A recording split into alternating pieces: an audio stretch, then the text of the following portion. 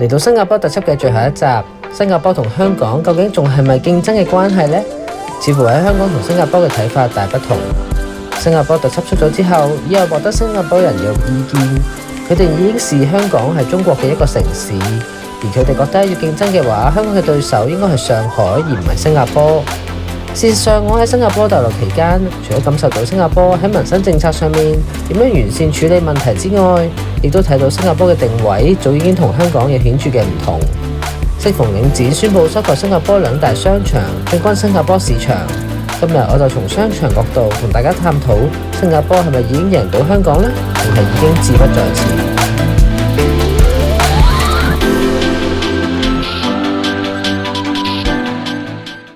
行入一個個新加坡嘅商場，其實講倒模嘅程度比香港更加嚴重。喺典型嘅新加坡商場入邊，唔難揾到連鎖超市，例如 NTUC 旗下嘅 FairPrice， 或者牛奶公司旗下嘅 Giant、Cold Storage 或者 Marketplace。喺住宅區仲可以揾到行民生路線嘅星松，或者主打內地貨品嘅私家客，仲有連鎖嘅美食廣場大食代或者 Kopitiam， 個人護理店屈臣氏啦，或者東南亞版嘅萬寧 Guardian 等等。不過，就算喺倒模商場入邊，都仲揾到唔少人性化嘅設施，例如喺香港商場好難揾到嘅座位啦，仲有喺商場天台有玩水嘅設施嘅兒童遊樂場，免費俾顧客使用。呢啲配套明顯會係一家大細會考慮嘅因素。而喺鬧市，例如 Orchard Road 嘅商場 Orchard Gateway 咁樣，仲有一間極具文化氣息嘅公共圖書館。翻查資料，新加坡政府早喺90年代就開始喺商場入邊開設公共圖書館。新加坡除咗積極成為李光耀當年規劃嘅花園城市之外，亦未有側重喺單一產業，喺財經、創新產業、港口同工業上面作多方面嘅發展，唔會好似香港咁只係依賴金融產業或者賣地收益，更唔會為咗造地建屋而犧牲現有產業。從80年代發展嘅衛星市鎮宏茂橋，到近年新興地區博鰲，新加坡政府喺城市規劃上面仍然會喺組屋、康樂設施同商業設施入邊揾到平衡。新加坡熟食中心嘅文化亦因此形成同保育至今。反觀香港近年已經唔再發展新嘅市政大廈啦，取而代之嘅係喺公共房屋嘅周圍開設一個又一個單一營運商營運嘅街市同埋佢嘅食街，缺乏特色同人情味。香港嘅文化保育工作好多時都流於形式，缺乏神髓。以往新加坡令人羨慕嘅組屋政策，令新加坡人喺置業上面壓力比香港低，亦令佢哋喺消費上面更加闊綽。香港嘅領展似乎都想把握機會喺新加坡大展拳腳。領展宣布成功收購新加坡 Jurong Point 同 Spring by Thomson Plaza 嘅權益，另外亦都會負責另一個商場 AMK Hub 擔任物業管理工作。我相信領展睇上嘅自然係新加坡商場收入帶嚟增長嘅動力。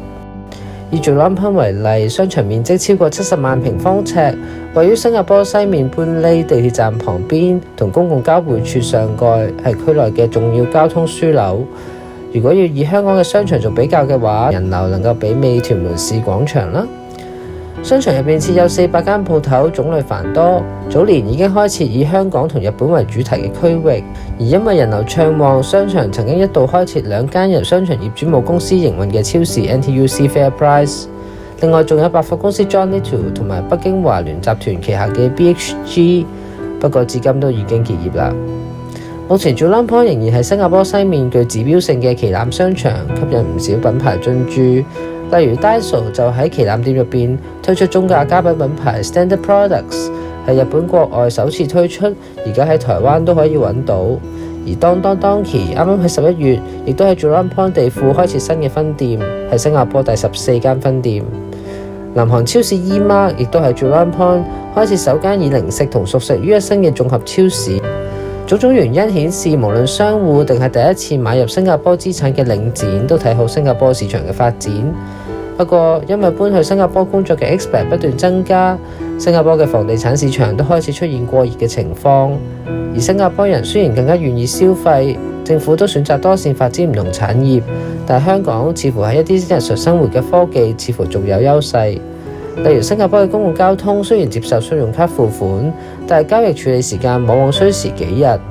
另外喺香港早已經普及嘅流動充電產業，似乎喺新加坡仲未盛行。與其話新加坡係咪贏香港呢？或者新加坡同香港早已經唔同跑道上面各自努力。最重要嘅其實唔係輸俾新加坡，而係香港輸俾自己。多謝大家收睇新加坡嘅特輯，希望大家喺自己嘅位置上面都繼續努力。想睇翻之前3集嘅話，可以睇翻新加坡特輯嘅 playlist。下集再見，拜拜。